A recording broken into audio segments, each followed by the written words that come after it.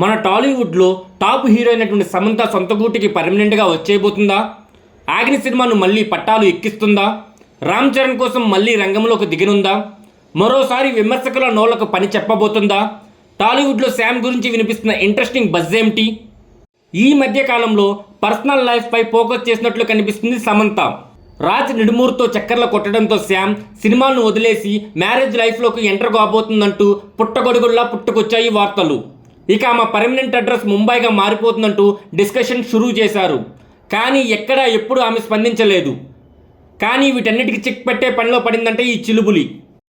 ఖుషీ తర్వాత బాలీవుడ్ ఫ్లైట్ ఎక్కేసిన సమంత ట్రాలాలా అనే నిర్మాణ సంస్థను ఏర్పాటు చేసి మా ఇంటి బంగారం అనే అనౌన్స్మెంట్ కూడా చేసింది.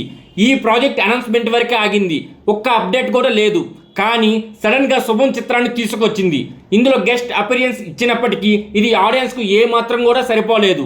అందుకే ఈసారి ఫుల్ మీల్స్కి రెడీ చేయబోతుందంట సమంత. షెడ్కి వెళ్ళిందనుకున్న మా ఇంటి బంగారాన్ని మళ్ళీ సెట్స్ పైకి తీసుకువెళ్ళనుందంట. సెప్టెంబర్ నుంచి షూటింగ్ మోడ్లోకి వెళ్ళనుంది ఈ భామ.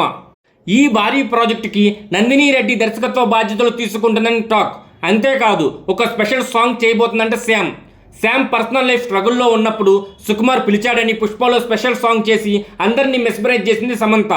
ఊ అంటావా మామ ఊ అంటావా అనే సాంగ్తో శామ్కు ఎంత పేరు వచ్చిందో అంతగా విమర్శలు కూడా వచ్చాయి. పెద్దీలో మా ఊరు ప్రెసిడెంట్ అంటూ శ్రీకాకుళం యాసలో సాంగ్ పాటను రీమేక్ చేయబోతున్నారు బుచ్చిబాబు.